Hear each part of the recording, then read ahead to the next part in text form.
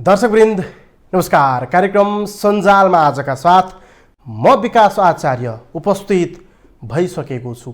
यो कार्यक्रम हरेक दिन शनिबार बाहेक राति 9:15 बजेदेखि ग्लोबल टेलिभिजनबाट प्रत्यक्ष प्रसारण हुन्छ। यो कार्यक्रममा हामी सामाजिक सञ्जालमा चर्चामा रहेको विषय साथै समसामयिक विषयलाई कार्यक्रममा उठाउँछौँ, त्यसको समीक्षा गर्छौँ र खबरदारी पनि। दर्शकवृन्द, यो कार्यक्रममा तपाईहरुले सोझै हाम्रो स्क्रिनमा दिएको नम्बरमा सम्पर्क गरेर आफ्नो विचार पनि राख्न सक्नुहुनेछ। तपाईहरुको क्षेत्रमा भएको व्यथिति, विसङ्गति र प्रचार गर्नुपर्ने केही त्यस्ता लुकेका विषयवस्तु भए हामीलाई सिधै सम्पर्क गर्न सक्नुहुनेछ। तपाईहरुको कुरा सुन्छौँ र सरकारवालासँग तपाईहरुले उठान गरेको विषयवस्तुको जवाफ खोज्ने प्रयत्न गर्छौँ। अब लागौँ आजको कार्यक्रमतर्फ।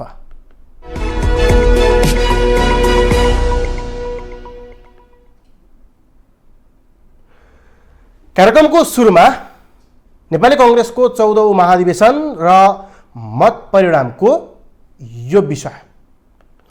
नेपाली कांग्रेसको 14औं महाधिवेशन अन्तर्गत यतिखेर चुनाव पछाडिको मतगणना जारी छ।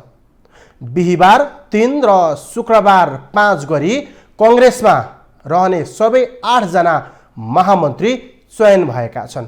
यसअघि सभापति, उपसभापति र महामन्त्री चयन भइसकेका छन्। अब 121 केन्द्रीय सदस्य मात्रै टुङ्गो लाग्न बाँकी छ। अहिलेसम्मको नतिजाले शीर्ष पदमा नवनिर्वाचित सभापति शेरबहादुर देउवाको पक्षको बहुमत देखिएको छ। सभापतिदेखि महामन्त्रीसम्ममा प्रमुख 13 पदमध्ये 8 वटामा देउवातर्फकै उम्मेदवारहरू विजय भएका छन्। सार्वजनिक गरिएको परिणाम अनुसार सभापति, उपसभापति 1 र महामन्त्री 6 देउवाकै पोल्टोमा गएको हो। महामन्त्रीतर्फ भने दुवै स्थानमा देउवाका उम्मेदवार आउन सकेनन्।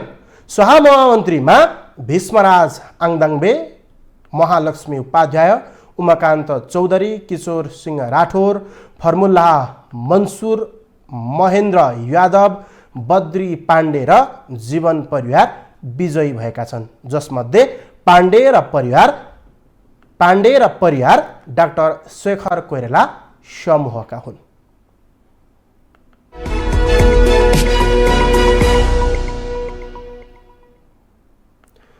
केही दिन यतादेखि एउटा विषय निकै रोचक ढङ्गले उठिरहेको छ, जुन विषय यस अघि पनि उठिरहेको हो।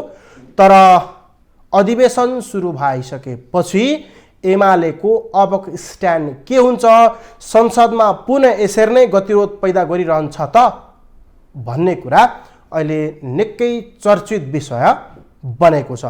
अब एमालेको अगाडिको रणनीति के हो भन्ने आम नागरिकले पनि खोजिरहेका छन्। यसै विषयको यो सामग्री। नेकपा एमाले सभामुख अग्निप्रसाद सापकोटालाई 2वटा विकल्प सुझाएको छ। केन्द्रीय कमिटीको दोस्रो बैठकका निर्णय सार्वजनिक गर्न शुक्रबार आयोजित पत्रकार सम्मेलनमा महासचिव शङ्कर पोखरेलले आफ्नो पार्टीले कारबाही गरेका सांसदहरूलाई संसदमा राखेर सदन चल्न नसक्ने बताए। महासचिव पोखरेलले संसदप्रति नै हाम्रो केही प्रश्नहरू छन्, संसदको गतिरोधसँग जोडिएर हामीले आफ्ना कुराहरू राखेका छौँ। विशेष गरी हामीले पार्टीको तर्फबाट कारबाही गरिएका सदस्यहरूलाई सभामुखले सूचना मात्रै प्रकाशित गर्नुपर्ने अधिकार भएकोमा अन्यथा गरे पनि हाम्रो असहमति छ। अर्कोतर्फ निर्वाचन आयोगको प्रक्रियाप्रति पनि हाम्रो असहमति छ। असहमति प्रकट गर्दै हामीले यस विषयमा मुद्दा पनि दर्ता गरेका छौँ। जबसम्म यी विषयहरूको सम्बोधन हुँदैन, हामीले कारबाही गरेका सदस्यहरूलाई राखेर संसद चलाउने काम हुन्छ। यसमा हाम्रो असहमति रहँदै आएको छ। महासचिव पोखरेलले सभामुख अग्नि सापकोटालाई के गल्ती सच्याउनु पर्ने कि राजीनामा दिनुपर्ने भन्दै त्यसो भनेका हुन्। उनले एमाले गर्दै आएको संसद अवरोध यदि यी दुई विकल्पमध्ये सभामुखले एक विकल्प नचुन्ने हो भने यो गतिरोध नहट्ने दोहोरिरहने बताए। हेरौँ पोखरेलले दिएको यो अभिव्यक्ति अबको क्रममा। वास्तवमा भन्दै हो भने संसदको गतिरोधसँग जोडेर हामीले आफ्ना कुराहरू राखिराखेका छौँ। विशेष गरी हामीले के भनेका छौँ त भन्दाखेरि पार्टीका तर्फबाट कारबाही गरिएका सदस्यहरूलाई सभामुखले सूचना मात्रै प्रकाशित गर्नुपर्ने अधिकार प्राप्त गरेको सभामुखले अन्यथा गरेको कुराप्रति हाम्रो असहमति छ। अर्कोतर्फ चाहिँ निर्वाचन आयोगको प्रक्रियाप्रति पनि हाम्रो असहमति छ। त्यसैगरी हामीले असहमति प्रकट गर्दै अदालतमा त्यस विषयमा मुद्दा दर्ता गरेका छौँ। त्यस अर्थमा हाम्रो भनाइ के हो त भन्दाखेरि जबसम्म यी विषयहरूको सम्बोधन हुँदैन हामीले कारबाही गरेका सदस्यलाई राखेर संसद चलाउने काम हुन्छ, त्यसमा हाम्रो असहमति रहन्छ, असहमति रहँदै आएको छ। या त सभामुखले नैतिक आधारमा गलत कार्य गरेका कारणले गर्दाखेरि सच्याउन नसक्ने हो भने राजीनामा दिएर मार्ग प्रशस्त गर्ने, उहाँले मैले यसो गरिसकेँ अब म पछाडि हट्न सक्दिनँ भन्ने हो भने संसद चलाउने कर्तव्य उहाँको पनि हो। त्यस अर्थमा उहाँले चाहिँ मार्ग प्रशस्त गरेर राजीनामा दिने हो भने नयाँ प्रक्रियाको सुरुवात हुन्छ। या त उहाँले चाहिँ जे कमजोरी गर्नुभएको छ त्यो कमजोरी सच्याउने, त्यसो भने संसदको प्रक्रिया अगाडि बढ्छ, अन्यथा संसदको प्रक्रिया अगाडि बढ्न सक्दैन भन्ने हाम्रो जुन अडान छ हामीले प्रतिनिधि सभाको बैठकमा लगातार प्रस्तुत गर्दै आएका छौँ। उनले सभामुखले सूचना पनि नटास्ने, राजीनामा पनि नदिने र सर्वोच्चमा परेको मुद्दामा फैसला समेत नभएको अवस्थामा एमाले आफ्नो अडानमा कुनै परिवर्तन नआउने स्पष्ट पारे। त्यस्तै महासचिव पोखरेलले पूर्व राजा ज्ञानेन्द्र शाह र माओवादी केन्द्रका अध्यक्ष पुष्पकमल दाहाल प्रचण्ड बीच भएको भनिएको सहमति खोजेर सार्वजनिक गरिदिन सञ्चारकर्मीहरूसँग आग्रह पनि गरेका छन्। उनले यो विषयमा खोज्ने काम हामीले कोट्यायौँ, खोज्ने काम सञ्चारकर्मीको हो भन्दै यो विषयमा खोज्न अनुरोध गरे। त्यसो त केही दिन अघि एमाले अध्यक्ष केपी शर्मा ओलीले पूर्व राजा ज्ञानेन्द्र शाह र प्रचण्ड बीच 2060 साल मङ्सिर 18 गते सहमति भएको थियो बताएका थिए। उनले उक्त अभिव्यक्तिको पुष्टि गर्ने आधार केही छ भनेर महासचिव पोखरेललाई सञ्चारकर्मीहरूले गरेको प्रश्नमा उनले हामी पुरानो कुरा बिर्सिन्छौँ, माघ 19 को घटनापछि माओवादीका तर्फबाट आधिकारिक रूपमा सार्वजनिक गरिएका वक्तव्यले नै त्यो कुरालाई सङ्केत गरेको छ, यो हामीले बताइरहनु पर्ने विषय होइन। उनले माघ 19 पछि माओवादीका तर्फबाट आधिकारिक रूपमा संशोधित अर्थात् सम्प्रेषित वक्तव्य र उहाँहरूले गरेको अनुभूतिबाटै यसबारे अनुमान लगाउन सकिने बताए। यो विषयमा म के ठान्छु भने तपाईहरू जतिको अनुसन्धान गर्ने, स्रोतमा पहुँच राख्ने साथीहरूले बाहिर ल्याइदिनु पर्ने भयो। यो हामीलाई सजिलो हुन्छ, किनभने राजनैतिक दलभित्र एकले अर्कालाई भनिरहने भन्दा आधार हामीले प्रदान गर्ने हो। त्यो प्रस्ट्याएका पनि छौँ। अबको काम तपाईहरूले हो, तपाईँले सही वा गलत कुरा होइन र हो भने पनि त्यसलाई तपाईहरूले खोज्नुपर्ने बताएको थिए। आखिर के थियो त 60 साल माघ 18 गतेको त्यो घटना, हामी त्यो देखाउँछौँ।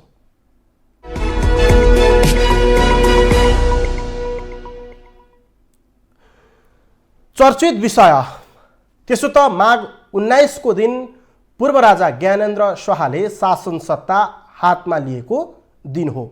ओलीको आरोप पूर्व राजा ज्ञानेन्द्र शाह र प्रचण्ड बीच भेट भएको र साँठगाँठ भएरै शासन सत्ता हातमा लिएको ओलीको दाबी छ।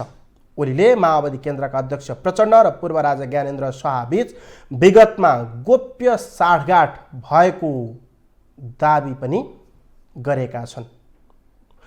उनले माघ 19 को दिन शासन सत्ता हातमा लिएको ओलीको दाबी हो, जबकि त्यो शासन सत्ता हातमा प्रचण्डकै आडमा र स्वार्थमा लिएको उनको दाबी हो।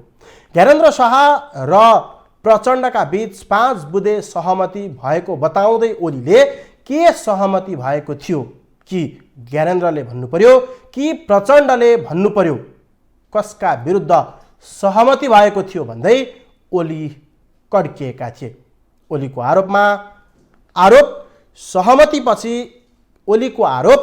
सहमतिपछि ज्ञानेन्द्रले रोल्पा रुकुम जिल्लामा समेत अभिनन्दन कार्यक्रम गरेको आरोप छ। ओलीको आरोप अबको क्रममा। 60 साल मङ्सिर 18 गते ज्ञानेन्द्र र प्रचण्डका बीचमा 5 बुँदे सहमति गरेर के सहमति भएको थियो, कि ज्ञानेन्द्रले भन्नु पर्यो कि प्रचण्डले भन्नु पर्यो, के सहमति भयो, कसका विरुद्ध सहमति भएको थियो, के सहमति भएको थियो, यस्ता सहमति। त्यो सहमतिले गर्दा ज्ञानेन्द्रले अभिनन्दन कार्यक्रम चलाए देशव्यापी रूपमा। रुकुम रोल्पा, लोकतान्त्रिक शक्ति रुकुम रोल्पा पाइलो टेक्न नसक्ने, नेताहरू जान नपाउने, त्यहाँ भएका नेता मारिने, ज्ञानेन्द्र जानेर त्यहाँ धुमधाम स्वागत। त्यसो त यो कुराको खण्डन पुष्पकमल दाहाल प्रचण्डले गरिसकेका छन्। उनले विज्ञप्ति जारी गर्दै भनेका छन् उक्त आरोप 100% झुट हो। विज्ञप्ति जारी गर्दै प्रचण्डले उक्त सहमति भएको कुरा प्रमाणित गर्न र प्रमाणित गर्न नसके माफी माग्न ओलीलाई चुनौती दिएका छन्। प्रचण्डले भनेका छन् दलाल पुँजीपति वर्ग र प्रतिगमनको राजनैतिक प्रतिनिधिका रूपमा देखा परेको एमाले गुटका अध्यक्ष केपी शर्मा ओलीले झुट, बेइमानी र धोकाको अर्को नाम हो भन्ने तथ्यलाई उनले हालै आफ्नो अभिव्यक्तिबाट पुनः प्रमाणित गरेका छन्, ओलीले भनेका छन्। त्यसो त अहिले यो विषयमा निकै बजार तातेको छ। यो विषय चर्चाको विषय पनि बनेको छ र यो चर्चाकै बीचमा अहिले नेताहरूप्रति आरोप प्रत्यारोप बढ्दो छ। प्राय जस्तो कार्यक्रमहरूमा वा कुनै सार्वजनिक समारोहमा जाँदाखेरि नेताहरूले यसरी एकले अर्कालाई गाली गरेको वा गाली नगरेको भेट्न कमै मात्रै पाइन्छ। प्राय गालीमै मात्रै नेताहरू उत्रिने गरेका छन्।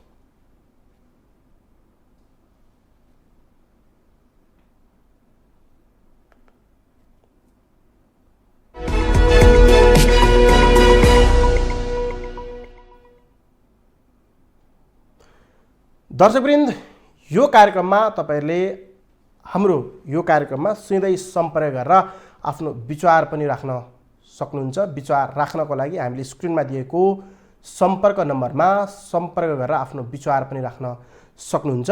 अब लागौं अर्को प्रसङ्गतर्फ। शिक्षा मन्त्री पौडेलको चुनौतीको यो प्रसङ्ग। शिक्षा विज्ञान तथा प्रविधि मन्त्री देवेन्द्र पौडेलले पूर्व राजा ज्ञानेन्द्रसँग पुष्पकमल दाहाल प्रचण्डले 5 बुँदे सहमति गरेको भन्ने आरोप गलत भएको बताएका छन्।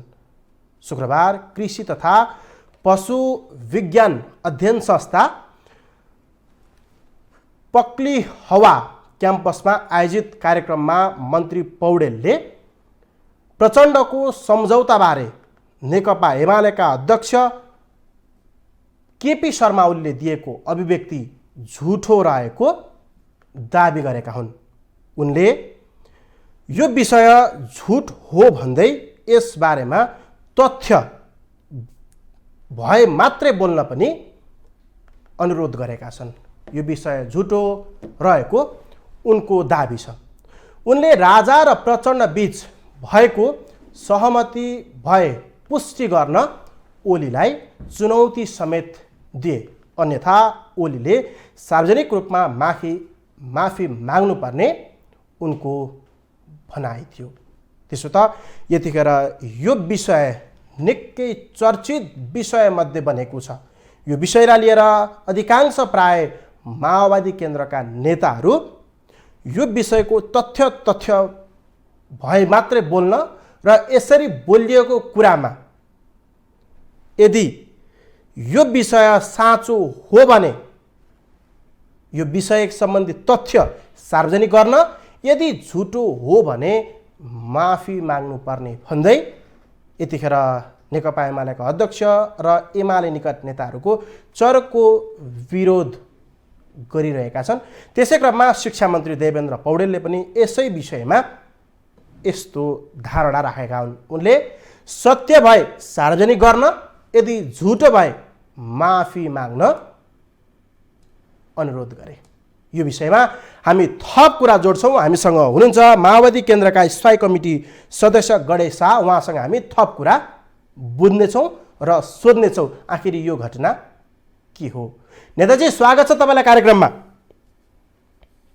हेलो नेताजी स्वागत छ कार्यक्रममा। हामीसँग गणेश शाह हुनुहुन्छ स्थायी कमिटी सदस्य नेकपा माओवादी केन्द्रका। उहाँसँग यो विषयमा थप कुरा गर्नेछौँ। नेताजी स्वागत छ। हेलो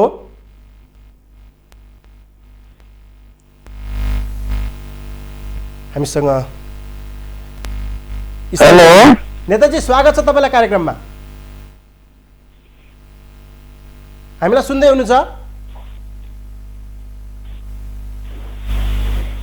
तपाईँ हामीलाई सुन्दै हुनुहुन्छ? उहाँसँग हामी पुनः जोडिने नै छौँ। अब लागौँ अर्को विषयतर्फ।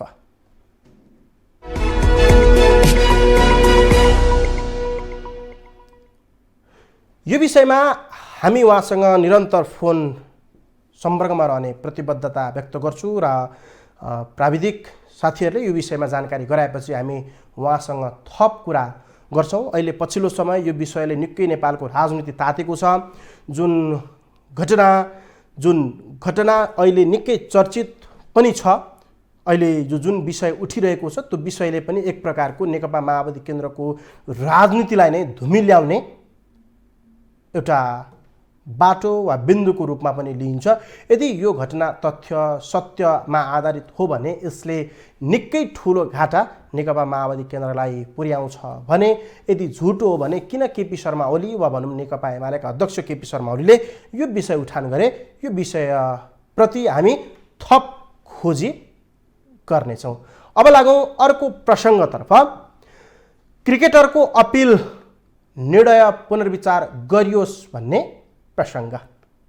चर्चित 4 क्रिकेटरहरूले आफूहरूमाथि कारबाही गर्ने निर्णय पुनर्विचार गर्न नेपाल क्रिकेट सङ्घ क्यानलाई आग्रह गरेका छन्। शुक्रबार राजधानीमा संयुक्त पत्रकार सम्मेलन गर्दै क्रिकेटरहरू ज्ञानेन्द्र मल्ल, दिपेन्द्र सिंह एरी, कमल सिंह एरी र सोमपाल कामीले क्यानसँग सो आग्रह गरेका हुन्। उनीहरूले नेपाली क्रिकेटमा विकसित भइरहेको पछिल्लो घटनाक्रमले आफूहरूलाई निकै दुखी बनाएको बताउँदै क्यानलाई अभिभावकीय भूमिका निर्वाह गर्न समेत आग्रह गरेका छन्। विज्ञप्तिमा उनले भनेका छन्, हामी अहिले पनि चाहन्छौँ नेपाली क्रिकेटमाथि देखिएको यस्तो समस्या हल गरौँ, खेलका लागि राम्रो वातावरण बनोस्। यसका लागि नेपाल क्रिकेट सङ्घले अभिभावकीय भूमिका खेल्दै यो निर्णयलाई पुनर्विचार गरियोस् भनेका छन्। हामीसँग अघि हामीले विषय उठान गरेको विषय नेकपा माओवादी केन्द्रका स्थायी कमिटी सदस्य गणेश शाह पुनः टेलिफोन सम्पर्कमा जोडिनु भएको छ। हामी उहाँसँग कुरा गरौँ। नेताजी स्वागत छ तपाईँलाई कार्यक्रममा। हेलो सुन्दै हुनुहुन्छ? तपाईँलाई कार्यक्रममा स्वागत छ। हेलो तपाईँलाई कार्यक्रममा स्वागत छ। हामीलाई सुन्दै हुनुहुन्छ? हामीलाई सुनिराख्नु भएको छ तपाईँले? उहाँसँग हाम्रो फोन लागिरहेको छैन र यो विषय मैले अघि उठान गरेको विषय उनीहरूले यो विचार गरियोस्, पुनर्विचार गरियोस् र गल्ती कमजोरी हेरियोस्। यदि गल्ती नै नगरेको अवस्थामा यो कारबाही किन भन्दै प्रेस विज्ञप्ति पनि जारी गरेका छन्। हेरौँ प्रेस विज्ञप्तिमा क्रिकेटरहरूले राखेको भनाइ अबको क्रममा। आफ्नो हक अधिकारका लागि आवाज उठाएकै आधारमा देशका लागि वर्षौं खेलेका आफ्नो सबै इच्छा आकाङ्क्षा मारेर क्रिकेटमा लागेका खेलाडीहरूलाई यसरी कारबाही हुन्छ भने भोलिको दिनमा नयाँ पुस्ता कसरी आकर्षित होला? हामी अहिले पनि चाहन्छौँ नेपाली क्रिकेटमा देखिएका सबै समस्या हल गरौँ, खेलका लागि राम्रो वातावरण बनियोस्। यसका लागि नेपाल क्रिकेट सङ्घले अभिभावकीय भूमिका खेल्दै सोर निर्णयलाई पुनर्विचार गरोस्। हामी जस्ता क्रिकेट खेलमा भविष्य खोजिरहेका खेलाडीहरूले ब्याट र बल छाड्नुपर्ने दुर्भाग्य अवस्था नबनोस्, यसलाई पुनः विचार गर्नु हुन आग्रह पनि गर्दछौँ। त्यसो त क्यानले 4 खेलाडीलाई अनुशासन उल्लङ्घन गरेको आरोपमा गएको मङ्सिर 29 गते कारबाही गरेर सन्दीप लामिछानेलाई कप्तान नियुक्त गरेको थियो। त्यसको विरुद्धमा क्यानका 6 बोर्ड सदस्यले नोट अफ डिसेन्ट पनि लेखेका छन्। तथापि यो निर्णयबाट क्यान पछि हटिसकेको भने छैन।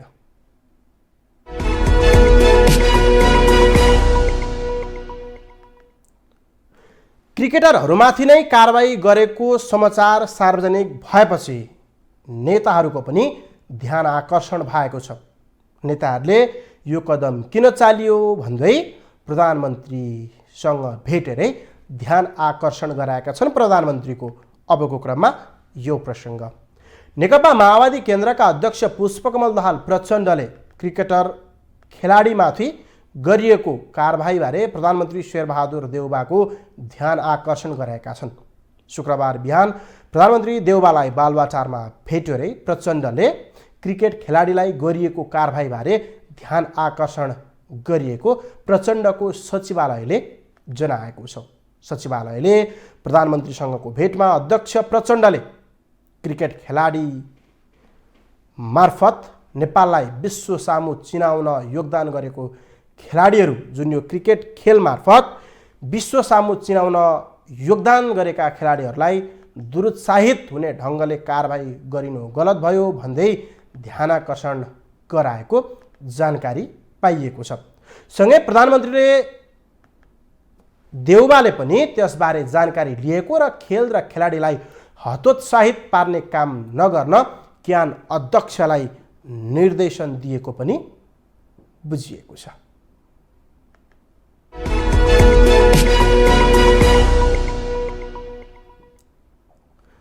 अबको प्रसङ्ग एमसिसी सम्बन्धी। अमेरिकी सहयोग सम्बन्धी सम्झौता मिलेनियम च्यालेन्ज कम्प्याक्ट एमसिसी परियोजना नेपालले के गर्ला भन्ने देशको मात्रै होइन विदेशको पनि सर्वाधिक चासोको विषय हो। वासिङटन डिसी स्थित एमसिसी मुख्यालयले एमसिसी सम्झौता संसदबाट अनुमोदन गर्ने वा नगर्ने बारे निर्णय गर्न नेपाललाई थप समय दिनुले पनि अमेरिकाको चाहना एमसिसीलाई नेपाललाई अनुमोदन गराउन चाहने देखिन्छ। यता दलहरूले सोही एमसिसीलाई लिएर स्वार्थको राजनीतिक बिस्कुन सुकाउने अवसरको रूपमा लिएका छन्। यसै विषयमा हामीले राजनीतिक विश्लेषक जैनेन्द्र जीवनसँग यसबारेमा राजनीतिक दलहरूको स्वार्थ के हुन सक्छ भनेर कुरा गरेका छौँ। अबको क्रममा यो सामग्री हेरौँ। विभिन्न कुराहरू सुनिन्छ, जस्तै कि गठबन्धन टुटाउने, एमसिसी पास गर्ने, चुनावमा जाने भन्ने तरिकाले गोप्य रूपमा ओली र देउबाको सहमति, भित्री सहमति भएको छ भन्ने कुरा सुनिन्छ। यो कुरामा सत्यता हुन सक्छ? अब यो सब अनुमानको कुरा हो अघि, तर केही न केही खिचडी पाकिरहेको छ। जहाँसम्म चुनावमा जाने कुरा हो, अब चुनावमा जाँदाखेरिमा ठिकै हुन्छ, किनभने अब यो संसदले काम गर्न सक्दैनन्, एमालेहरूले काम गर्न दिँदैनन्।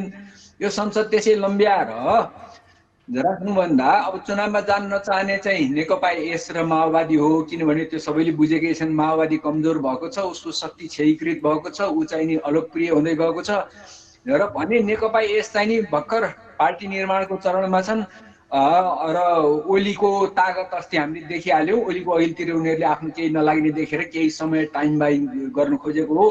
तर मुलुकको हितमा भन्दाखेरिमा अब यो त्रिशङ्कु, यो क्याबिनेट र चाहिँ नि यसलाई राखिरहेर यो केही माने छैन। अब समयमै चुनाव गरेर देशलाई एउटा स्थिरतातर्फ लानु चाहिँ ठिक हो, तर त्यसका लागि एमसिसीलाई टुल बनाउन खोजियो भने त्यो चाहिँ नि नेपाली काङ्ग्रेसको लागि जुन अहिले मैले चाहिँ सुनेको चाहिँ मैले बुझेको चाहिँ के छ भनेदेखि अब यस्तो सहमति गरेर चुनावमा जाने भन्दा देउबाजी दङ्ग पर्नु होला।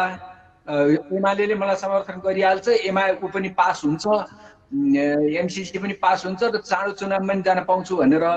तर वास्तवमा त्यो के भनेदेखि लिखित सहमति गरेर सबै पक्षको लिखित सहमति गरेर अग्रिम सहमति गरेर जनतामा देखाएर यी सबैको यसमा सहमति छ है भनेर टेबल गरेर पास गर्ने हो भने त्यो ठिक छ। तर भित्रभित्र चाहिँ नि गोप्य रूपले सहमति गर्ने र पछि ऐन मौकामा चाहिँ कहाँ हामीले त त्यस्तो भने हामीले त यसो भने अर्कै अर्थ लाएर यो त राष्ट्रघात हो भनेर त्यसैलाई पर्लक्क पल्टाएर जसले टेबल गर्यो जो सरकारमा छ जो प्रधानमन्त्री छ उसलाई नै त्यसको दोषको भारी बोकाएर अनि त्यसपछि राष्ट्रवादको नारा बेचेर चुनावमा जाने हो। यदि एमालेको क्याल्कुलेसन त्यो हो भने त्यो क्याल्कुलेसनमा काङ्ग्रेस पर्नुहुन्न। यद्यपि एमसिसी भनेको चाहिँ त्यो हामीले ठुलो एमसिसीलाई फिर्ता पठाउनु एमसिसी नलिनु भनेको देशको लागि दुर्भाग्य हो। यत्रो पैसा अहिले चाहिँ विदेशी मुद्रा 60 अर्ब रुपियाँ चाहिँ अहिले चाहिँ यस्तो विदेशी मुद्राको कमी भइरहेको अवस्था अहिले 42 अर्ब त हामीले लोन लिँदैछौँ आइएमएफबाट त्यही पर्पजको लागि हाम्रो भुक्तानी असन्तुलन भयो भनेर। यस्तो वखतमा हामीले त्यो आएको अनुदानको पैसा ब्याज पनि तिर्नु नपर्ने विदेशी मुद्रामा आउने पैसा र त्यो चाहिँ के भने ट्रान्समिसन लाइन र सडक पूर्वाधार निर्माणमा खर्च हुने पैसा चाहिँ नि यो राष्ट्रवाद र साम्यवाद समाजवादका नाममा रिजेक्ट गर्ने हो। दलाल पुँजीवाद नवोदारवाद भन्ने हो भने देशले कहिले पनि उन्नति गर्दैन। त्यो लिनु चाहिँ पर्ने हो तर चुनावमा त्यसले असर पार्ने गरेर एकअर्काले अर्कोलाई छिर्की हान्ने गरेर लिनु चाहिँ हुँदैन। केही समयपछि लियो हुन्छ नयाँ सरकार बनेपछि। त्यसो त एमसिसीलाई लिएर अहिले निकै बजार र माहौल पनि तातेको छ। नेपाली कङ्ग्रेस जसरी भए पनि एमसिसीलाई पास गरेर लिएर जानुपर्ने अडानका साथ अगाडि बढिरहेको छ भने सत्ता घटककै अन्य दलहरू नेकपा माओवादी केन्द्र, नेकपा एकीकृत समाजवादी लगायतका पार्टीहरू एमसिसी जस्ताको त्यस्तै पास हुनुहुन्न, संशोधन सहित पास हुनुपर्छ भन्ने रुटानमा छन्। यता नेकपा एमाले सत्तामा रहँदा एमसिसीलाई पास गराउन मरि हत्ते गरेर लागेको थियो। तर सत्ताबाट सत्ताच्युत भएपछि अहिले एमाले सत्तारूढ घटकले यस बारेमा आधिकारिक धारणा निकालिसकेपछि मात्रै आफूहरू बोल्ने। सत्तारूढ घटकहरूले नै यस बारेमा नबोलिरहेको अवस्थामा हामीले किन यो बारेमा बोलिराख्ने? हाम्रो अहिले बोल्ने औचित्य छैन। हामी 100 सिटमा मात्रै छौँ, 100 नजिकको सिटमा उनीहरू 165 माथि छन्। हामी किन अहिले बोल्नु भनेर एमाले पन्छिरहेको छ।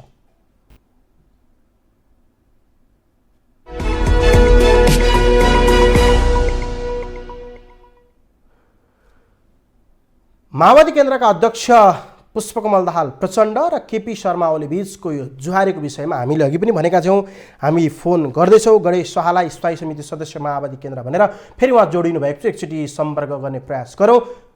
अहिले हामीसँग हुनुहुन्छ गणेश शाह। नेताजी स्वागत छ तपाईँलाई कार्यक्रममा। सुन्नु भएन हामीलाई अहिले? हामीलाई अहिले सुन्नु भयो नि त तपाईँले? हेलो, हामीलाई सुनिराख्नु भएको छ? नेताजी तपाईँले हामीलाई सुनिराख्नु भएको छ? हेलो गणेश शाहजी हामीलाई सुनिराख्नु भएको छ? हेलो, हामीलाई सुनिराख्नु भएको छ तपाईँले? उहाँसँगको सम्पर्क हुन सकेन। हामी यो विषयको थप फलोअप भोलि गर्नेछौँ।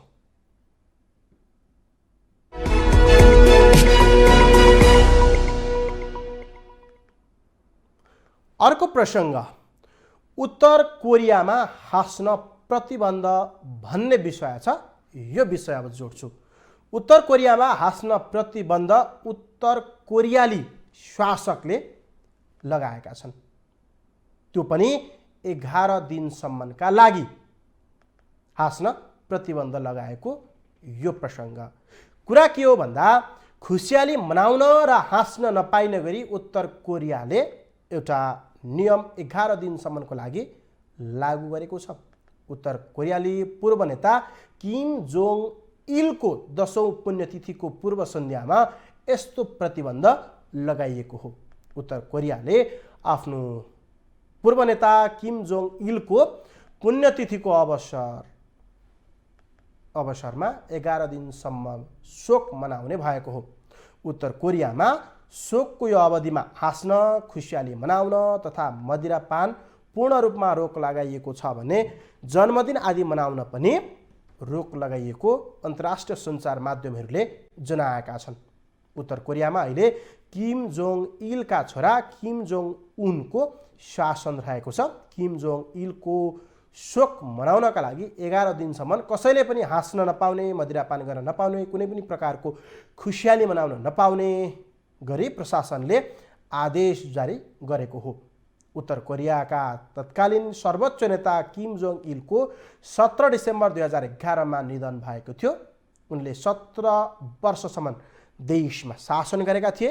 किम जोङ इलको निधनपछि उनका छोरा किम जोङ उन अहिले सत्तामा छन्।